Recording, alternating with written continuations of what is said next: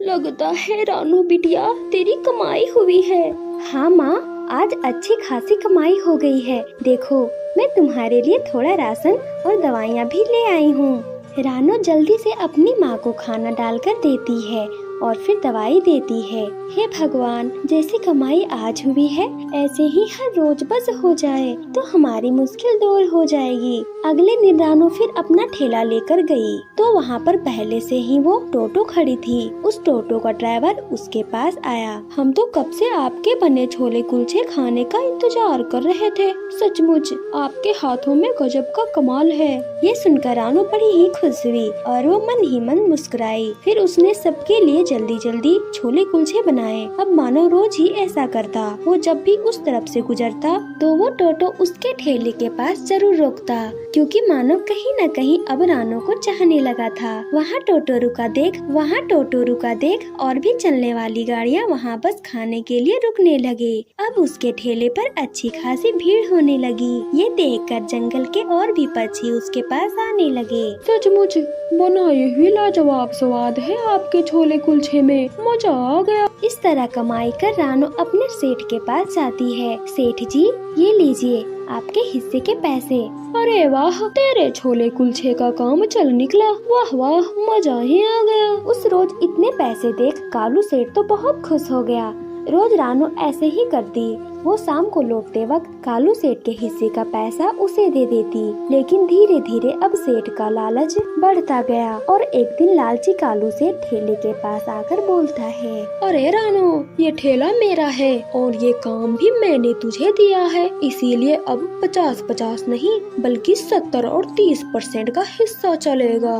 लेकिन कालू सेठ जी, ये कैसे हो सकता है? अगर मैं 70% आपको दे दूंगी तो मेरे पास क्या रह जाएगा? इतने कम पैसों में मेरे घर का खर्चा कैसे चलेगा? घर का राशन, माँ की दवाइयाँ, फिर उनका इलाज भी तो करवाना है।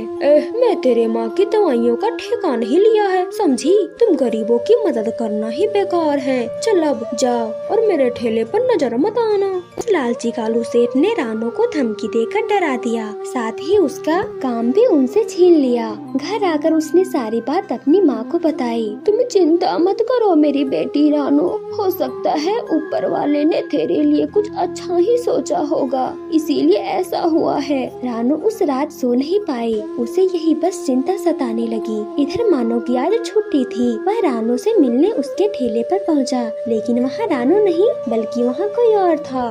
अरे, यहाँ पर एक चिड़िया थी, वो कहाँ गई? यहाँ जो इस ठेले पर छोले कुलचे बेचती थी उसे कालू सेठ जी काम से निकाल दिया। अब उसकी जगह मैं ही छोले कुलचे बेचूंगा। ये सुनकर मानव हैरान हो जाता है। रानू का जैसे तैसे पता लगाता है और उसके घर पहुँच जाता है।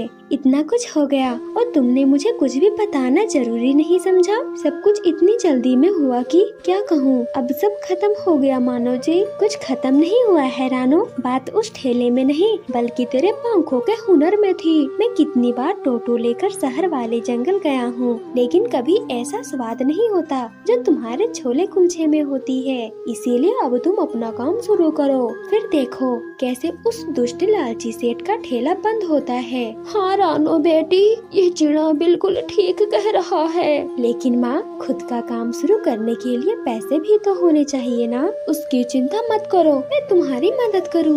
लेकिन आप मेरे लिए इतना कुछ क्यों करेंगे? सच कहूँ तो माँ जी, मैं आपकी बेटी को बहुत पसंद करता हूँ और इसी से शादी करना चाहता हूँ। ये सुनकर रानू की माँ और रानू बड़ी ही खुश होती है। मुझे हमेशा इसी बात की चिंता सताती थी कि मेरे बाद मेरी बेटी का क्या होगा, लेकिन अब तुम जैसे चिड़ा मिल गया तो अब मैं निश्चित होकर मर सकती हूँ। ऐसा मत कहो माँ। हाँ माँ जी, ऐसा मत कहे।